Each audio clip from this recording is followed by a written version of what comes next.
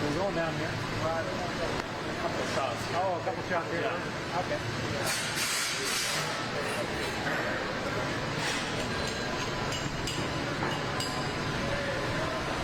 We do the Calder Brothers first. All right. Yep. Right here. Yep.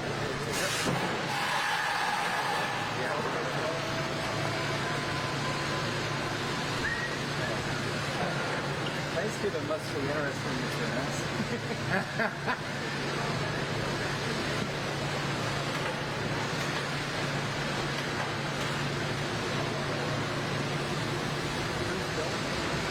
Wayne is the oldest. I'm number 2. David's number 3.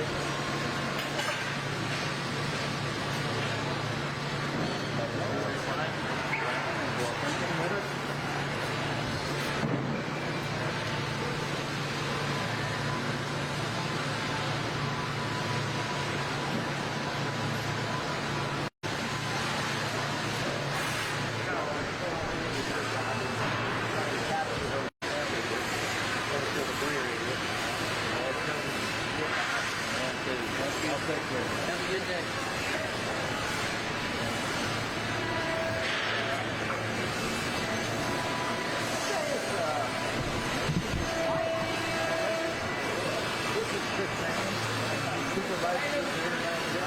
This comes out of the Greenville Tech program. I run the machine shop for Calder Brothers. Okay. That's good. I've been here for going on 20 years.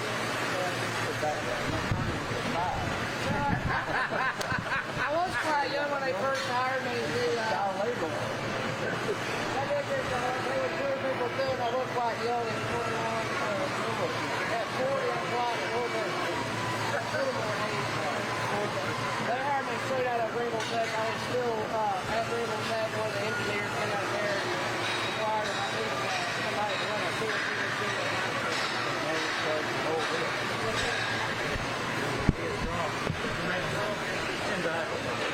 What's your biggest challenge?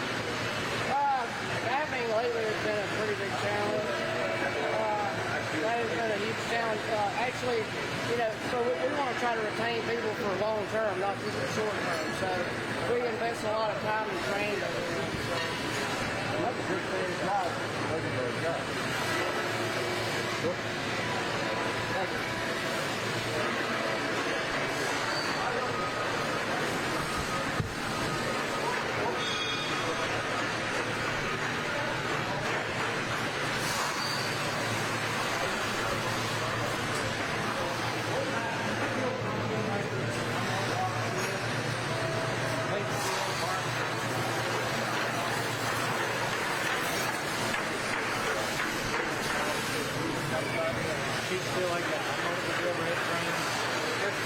It's cutting, it cuts underwater to reduce the noise and capture all the metal dust. Right. So the shape is here, I guess. Yeah.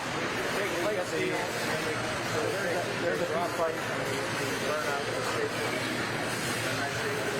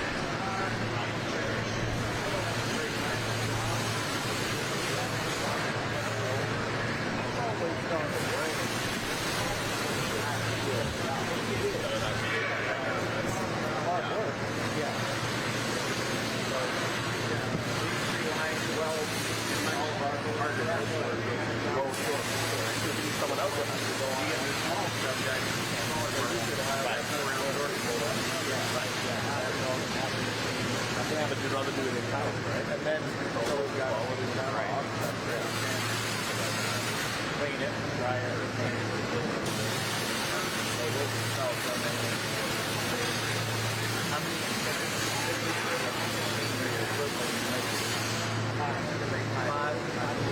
Five weeks. So that's your goal. The order's good. We got a orders are strong. We're sold out for the end barn right now. That's good. How far down the road? Well, we'll be taking orders as long as we want to. You're good to go. These ones, I can take a merchant order now.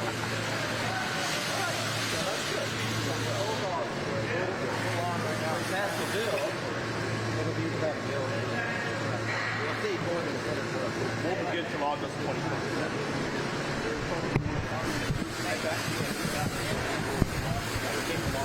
All right. Then we'll show the actual impact on our industry. That's what's sold for the Association of Equipment Manufacturers. Yeah. So,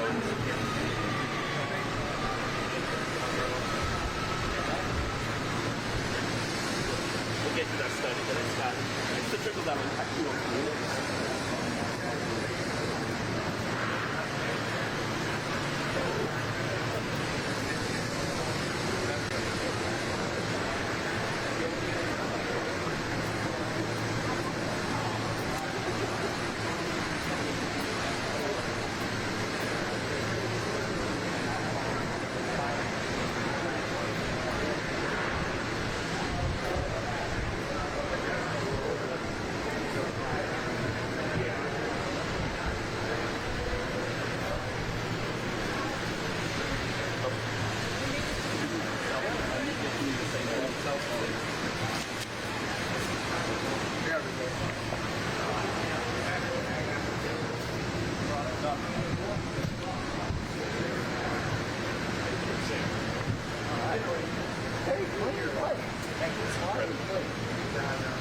We're going to meet outside.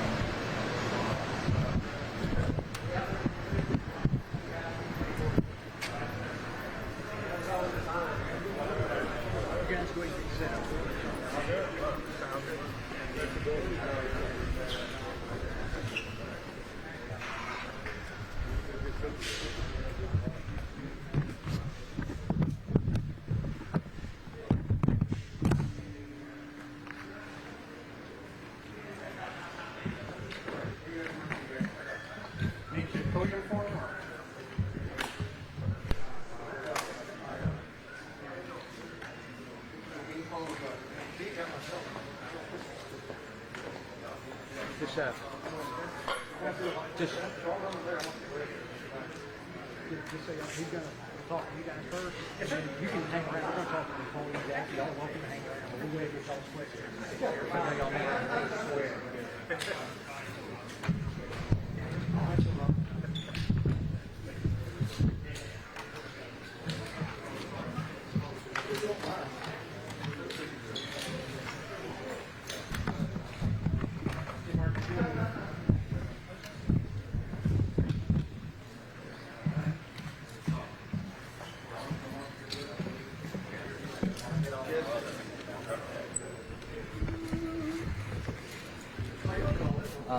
You want us to hold that? Are you sure? I've done this many times. Okay. Come on, let's get the family over here. You're welcome to come if you'd like. Colder, right? Yep. Okay. Well, thank y'all for coming. Meet with employees here in a minute. So we're getting ready to talk about an infrastructure bill in Washington. If we could pull this off, and we could pass a infrastructure bill for roads and bridges and ports, I think it would generate a lot of economic activity that would help us recover from COVID. And Mauldin Paving, call the brothers. They've been in business since 1994. They make equipment for asphalt production. Basically anything when it comes to road building, they make a machine that can do it. This is an American-made product. A lot of the parts come from the rest of the world, so policy does matter. When one country puts tariffs on products, it affects the supply chain. So I was just discussing with the group here.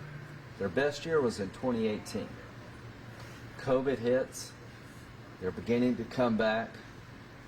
The equipment manufacturer representative for the association for the country says if we could pass an infrastructure bill, it would do more to jumpstart this part of the economy than any single thing out there. So I've met with some Democratic colleagues. We're not going to do $2 trillion, but I think we could find an $800 to $900 billion infrastructure package that's tailored toward infrastructure.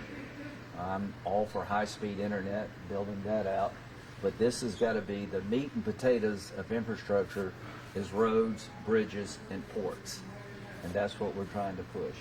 A meat and potatoes infrastructure bill that would jumpstart the economy, be a big benefit to these employees here in this business. They need about a dozen workers right now. Business is getting better. When I ask them their biggest challenge, other than the government and regulation and international competition from China, is finding workers. And these are good paying jobs. They need about a half a dozen welders that will make over $20 an hour, machine operators that can make up to $28 an hour. It's a very skilled labor force. Most people here have been in training, going to our technical schools to learn a high-skilled trade. And everywhere I go in South Carolina, from restaurants to manufacturing, I have one common request: help us find more workers. So they've told me that we need to get more involved in high schools. There are a lot of people graduate high school without really a career plan. If you don't go to college, you don't go in the military, what do you do? I think apprenticeship programs where you can connect high school students up with businesses like this so they know what's out there, that'd be a good investment of our time and money. So I am hopeful that we'll pass the infrastructure bill in the next 60 to 90 days. If it's going to pass, it's going to be bipartisan. And if it doesn't pass, it'd be a great missed opportunity. There are enough Republicans willing to work with Democrats to get this done if President Biden will sit down and work through the details. So with that, I'll take any questions you got. Speaking of the staffing shortage, what do you think about Government Master's efforts to kind of get people back out to work? I think taking the federal benefit off the table in June is going to help the economy come roaring back. We're ready to reopen in South Carolina. If you're a hotel or a restaurant or a tourist industry, you can't find people to work because over half the people are making more unemployed than they're making at work. Until you change that calculation, a lot of people are not going to come back into the workforce. Now, we're talking about jobs here that are very much on the high end of the manufacturing economy. The unemployment benefits deter people participating in the workforce. At the end of the day, I think Governor McMaster's decision to not take federal benefits is going to help us get back to work sooner in South Carolina. What about his stance on mask wearing in schools and in local cities and governments? The science says that if you're vaccinated, you're good to go. I'm ready not to wear a mask. I'm ready to get back on with life. I've been vaccinated. If you haven't been vaccinated, get vaccinated. I think it will help us recover. But there are better days ahead when it comes to getting out of the COVID problems. The world COVID problem is getting worse. The American COVID problem is getting better because of the vaccine. Without the vaccine, we would not be where we are today. So I want to thank all the doctors and nurses who have been working so hard for the last year and a half to keep us safe. But better days ahead when it comes to COVID. But the economy is wanting to grow. The government needs to help it grow and get the hell out of the way. Too much spending and too much taxes is going to throw a damper on the economy. Now's not the time to raise taxes on businesses who've been out of business or out of work for about a year and a half. If we raise taxes on this company, that's less money to pay these workers, less money to invest in equipment. So I want to keep taxes low, and I want to incentivize people getting back to work. If we'll do that, we'll have a great 2021, 2022. Anything else? The head of elections in Arizona has come out strongly against the former president, claiming election fraud again. At one point you said you were out of that narrative of the election being stolen. I accept the results of the election. I don't know what the audit is all about in Arizona. I don't know the details, but I'm ready to move on. I think what we need to do is reform election systems. A lot of people voted by mail in numbers never known before. Georgia had a dramatic increase of mail-in voting. So I think it's smart to reform our laws to make sure that you are who you are. I think everybody who goes to vote should be able to have an ID. Have to have an ID to get on the plane. So I'm for election reform, but 2020 is over for me. I'm ready to march on and hopefully take back the House and the Senate in 2022. Do you think it's harmful what's happening? I mean, to continue to challenge I think it there are a from- lot of people feel like that there bad things happened in the election. Stacey Abrams never really conceded, but I think President Trump and the Republican Party needs to focus on election reform and the upcoming election. You know, we're one senator away from taking back over the Senate. Now, I don't know how you feel about it, but if we take the Senate back, I'm the budget chairman, not Bernie Sanders. So I think that's a good trade. All right. Anything Senator, else? yeah, just your thoughts on the situation that's happening in Israel and Palestine right now. Yeah, well, I stand with Israel. Israel's a democracy. Hamas is a terrorist organization. Their charter is designed to destroy Israel, to drive it into the sea. What would you think if 2,000, 3,000 rockets came into the United States from a neighboring country or neighboring location? You would be upset. Israel has the right to defend herself. I want to make sure they have the rockets they need for the Iron Dome. The Iron Dome has saved thousands of lives in Israel and also Palestinian lives. There's no equivalency between Hamas and the State of Israel. One's a terrorist organization. One is a democracy who's a good ally. So I stand in Israel's corner, and I would tell them to keep doing what you need to do to make Israel safe. Any comment on the Colonial Pipeline? I know Government Master just sent out an update saying that he was going to work with like transportation. Any comment on that? Well, it's been a tough time. We saw how vulnerable we are as a nation. Some hackers in Russia were able to shut down the single pipeline that provide gas to most of the East Coast. You saw a spike in gas prices. You saw gas stations closed. It shows you how vulnerable we are to cyber attacks. And the response should be not just to send people to cyber school, but to let the hackers know we're coming after you. We're going to treat you as a terrorist. This is a cyber attack, but it's a cyber terrorism. To tell the Russians, knock this off. They know who's doing this. It's impossible for the Russian government not to know that all these cyber criminals operate with impunity in Russia. So I like President Biden personally, but he's got to get tougher. You got to get tougher with people coming over our border. We need to go back to the Remain in Mexico policy. If you want another cyber attack coming out of Russia, do what we're doing. If you want to stop another cyber attack, get tough while you can. People respond to strong. We should change our laws. I'm going to work with Senator Whitehouse to tell every critical infrastructure part of our economy, financial services where we bank, the electrical grid, trains. Just think about how many systems could be shut down that would destroy our way of life. To incentivize the private sector to use best business practices to harden against cyber attacks, give them liability protection if they meet the best business standards, change our laws so that groups like the dark side would be treated as a terrorist organization, so they could feel the full weight of the U.S. government. If you don't deter these people, they will keep doing it. Thank y'all. Yes, sir. What about building of additional pipelines?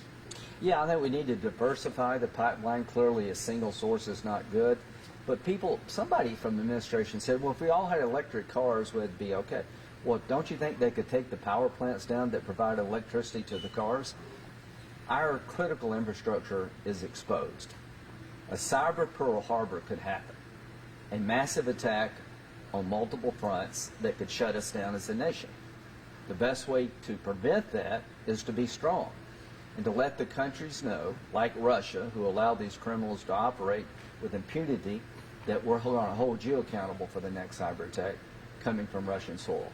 Without that, this will keep continuing. All right, thank y'all. Thank you for coming.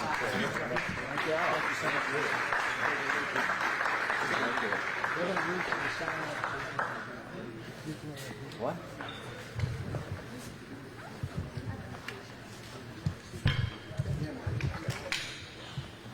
Are y'all getting paid while I talk? You want to hear my life story? Yeah!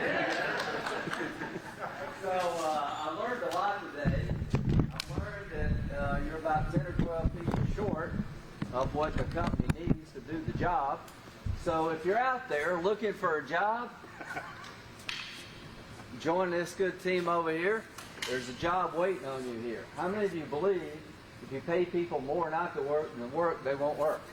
So I don't mind helping. Yeah, amen. I don't mind helping people who've lost their job because no fault of their own.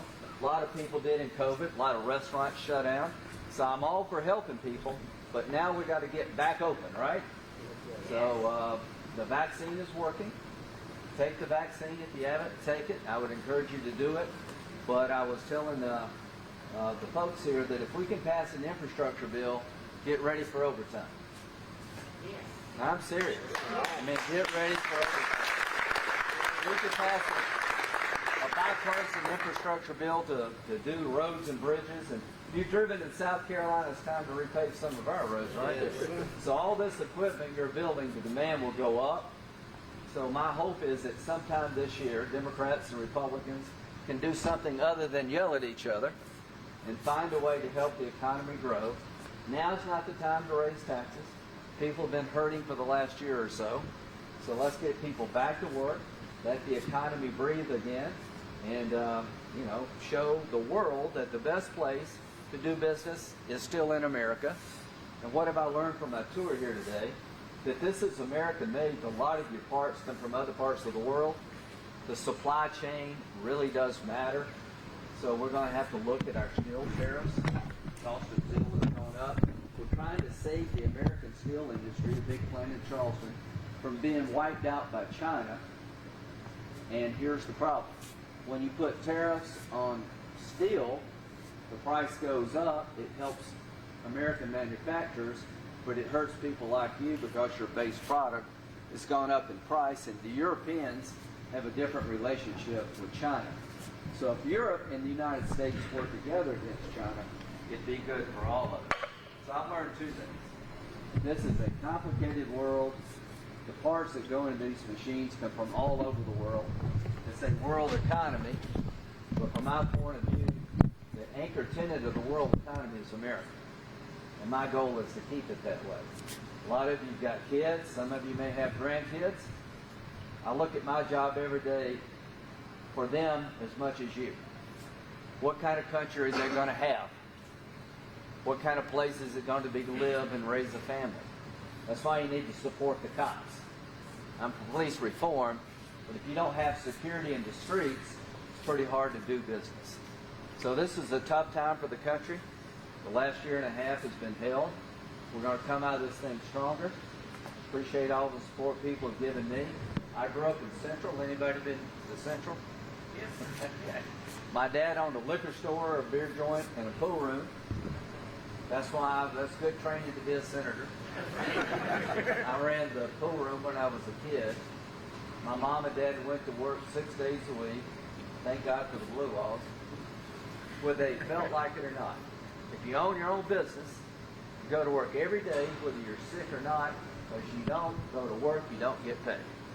So all of y'all have proven yourself in a global economy. This equipment is premier in the world. It comes from my backyard. I'm very proud of what you're able to do, not just for the United States, but a lot of this will be sold throughout the world, and it's due to the American worker. South Carolina is the best place to raise a family, start a business, and I intend to keep it that way. Thank you very much.